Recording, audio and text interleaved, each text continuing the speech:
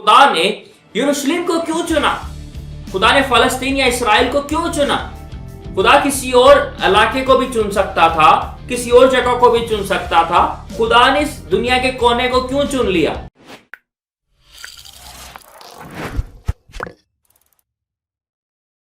खुदा यीशु मसीह के जलाली और बाबरकत नाम में सबको सलाम। मेरा नाम पादरी शर्जील मुनव्वर है और मैं आपको आज के इस पैगाम में खास तौर पे खुशामदीद कहता हूँ।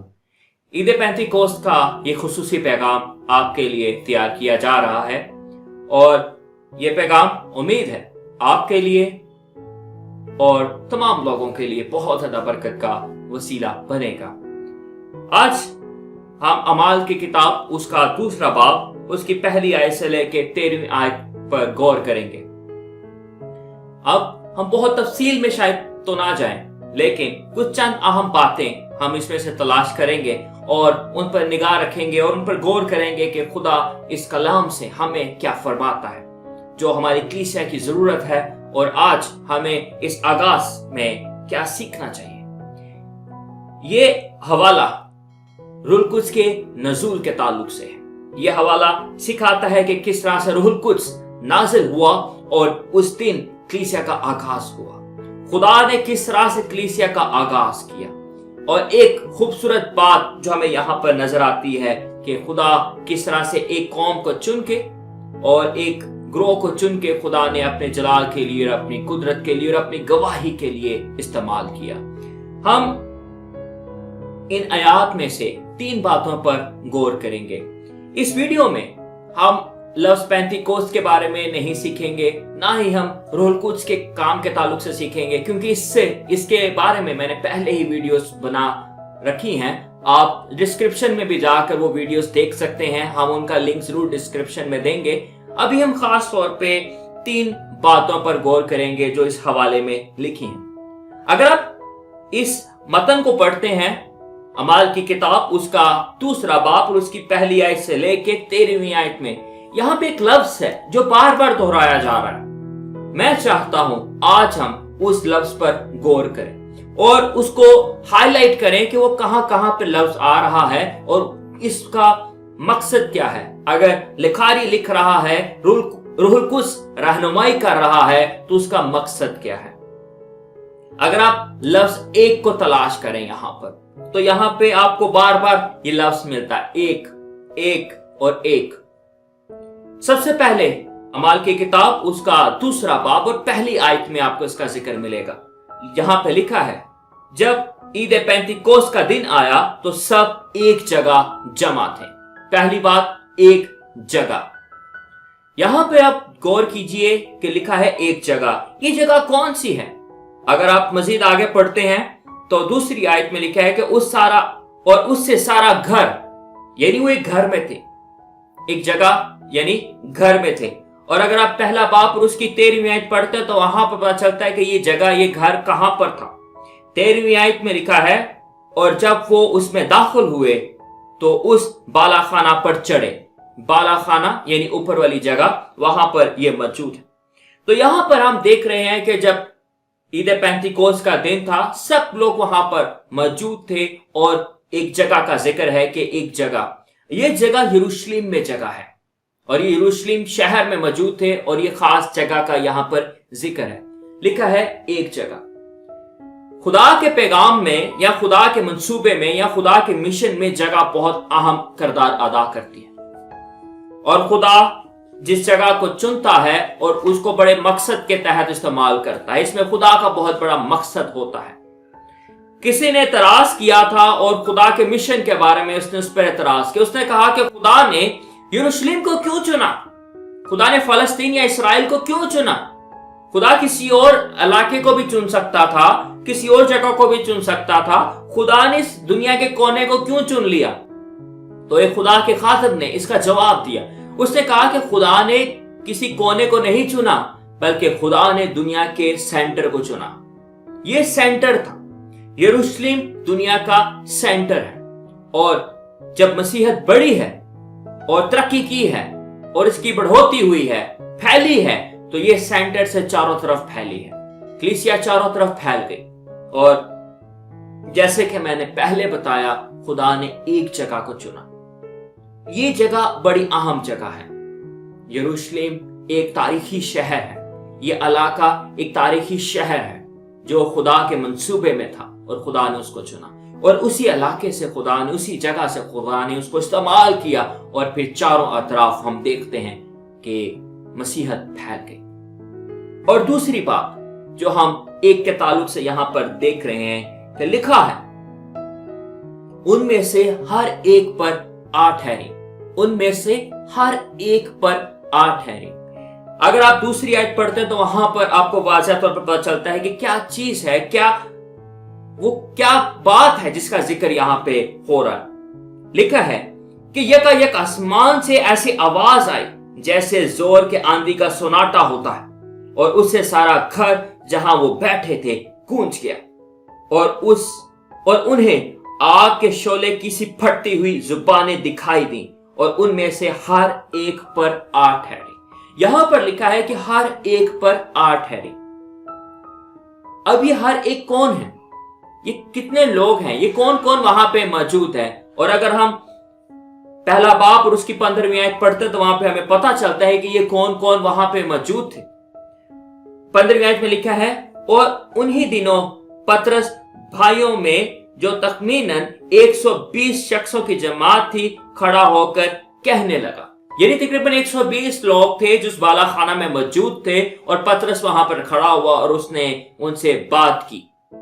तो इसका मतलब यह है कि यहां पर जो रूहुल कुद्स का नज़ूल है, रूहुल कुद्स जो यहां पर नाज़िल हो रहा है, वो किसी एक खास शख्स पर नहीं, या सिर्फ मर्द हजरात पर नहीं, बल्कि तमाम पूरे ग्रोह के ऊपर जो तकरीबन 120 की जमात है उनके ऊपर ये नाज़िल हो रहा है। तो हर एक पर ये आ ठहरी। इसका मतलब हम यहाँ पे वाज़ह तौर पर देख सकते हैं कि ये खुदा का कितना बड़ा मंसूबा है कि एक लफ्ज को हम तलाश कर रहे हैं। आगे चलें तो आगे देखते हैं कि खुदा का मंसूबा किस तरह से मजीद जाहिर हो रहा है। आगे देखते हैं तो आगे हमें फिर से वो लफ्ज एक का जिक्र मिल रहा है।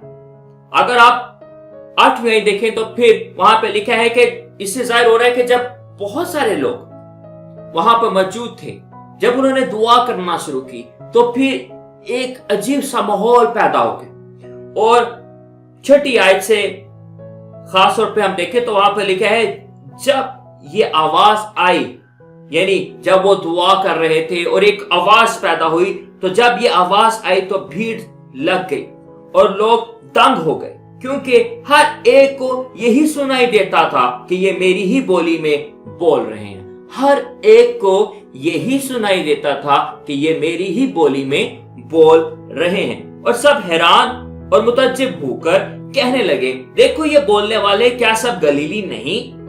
फिर क्यों कर हम में से हर एक अपने अपने वतन की बोली को सुनता है। हर एक अपने अपने वतन की बोली को सुनता है। ये बड़ी हैरानकुन बात थी।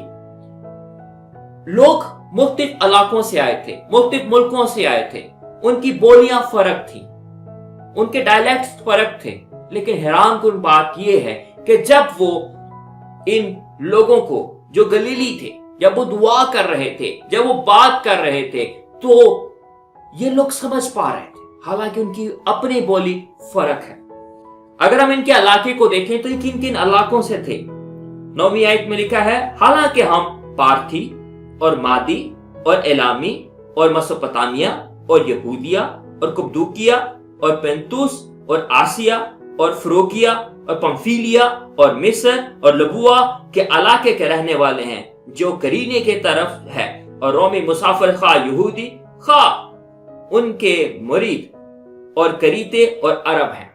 अब यहाँ पे आपको उन इलाकों का जिक्र मिलता है कि वो किस किस इलाके से थे, हालांकि उनकी बोली फर्क थी, लेकिन उसके बावजूद वो उन बातों को समझ पा रहे थे जो यहाँ पे शागिर्द और उसका ग्रोथ जो वहां पे मौजूद था वो कर रहे थे। इसी के बरक्स हमें एक और हवाला भी मिलता है, जहां पर उनकी जुबान एक थी, लेकिन जब खुदा ने इख्तिलाफ डाला तो वो एक दूसरे को समझ नहीं पाए।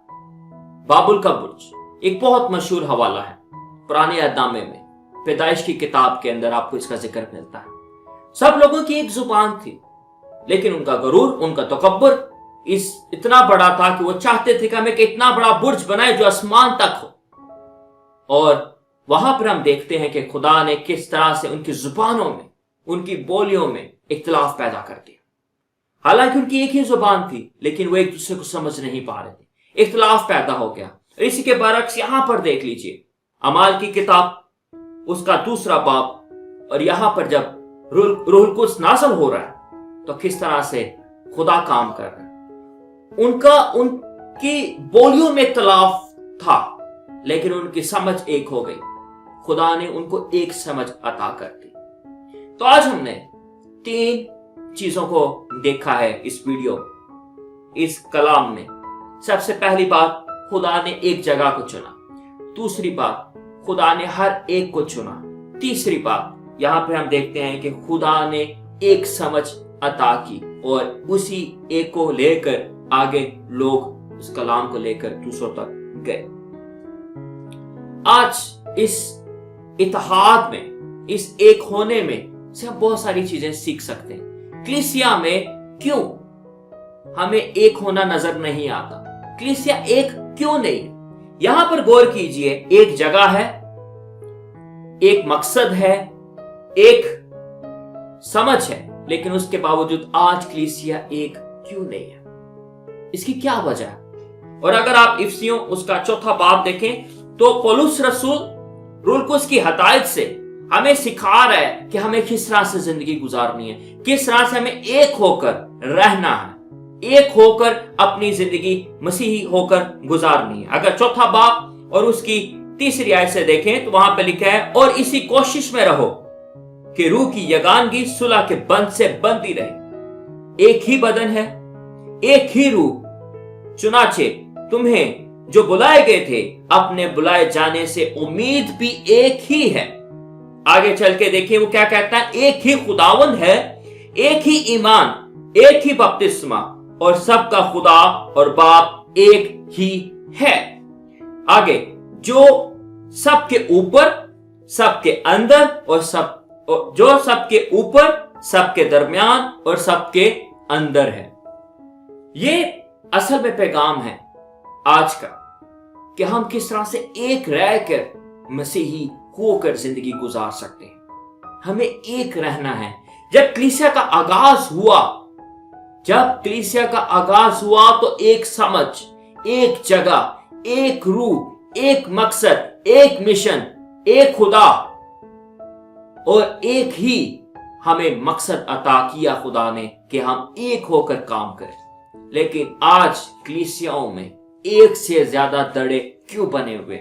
आज कलीसियाओं में एक से ज्यादा जमातें क्यों बनी हुई हैं? आज कलीसिया बट क्यों गई है? क्यों? इसकी सबसे बड़ी वजह यह है कि कलीसिया ने उस एक मकसद को छोड़ के अपना मकसद बना लिया।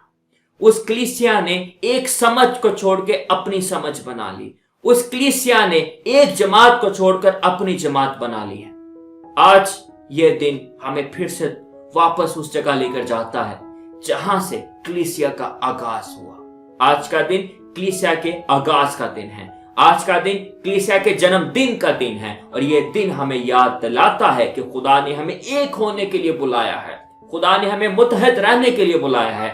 बेशक बहुत सारे लोग हैं, फर्क तंजीमों से, फर्क सोच के मुताबिक, फर्क उनके अंदर काबिलियत है, लेकिन मकसद एक होना चाहिए, समझ एक होनी चाहिए, पैगाम एक होना चाहिए। बाइबल एक है, पैगाम उसका एक है, खुदा का रूह एक है जो रहनुमाई कर रहा है। इसलिए हमें भी एक होकर अपनी जिंदगी गुजारनी है और एक होकर ही मसीह की पैगाम को दूसरों तक लेकर जाना है।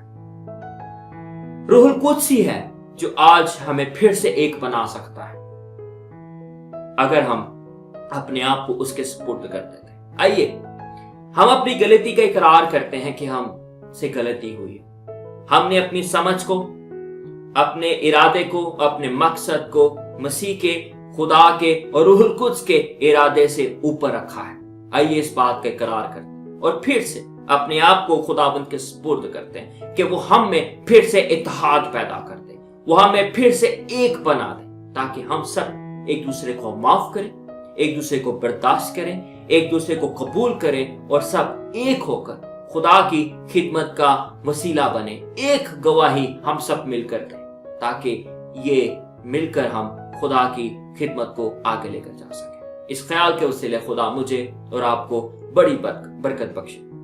हम दुआ करते हैं कि आज का ईद पेंतिकोस्त हमारी टीम के वसीले से, हमारे टीम की तरफ से, हमारे खानदान की तरफ से आप सबके लिए बहुत ज्यादा मुबारक और बरकत का वसीला बने। ऐ बाप, तेरी शुक्रगुजारी।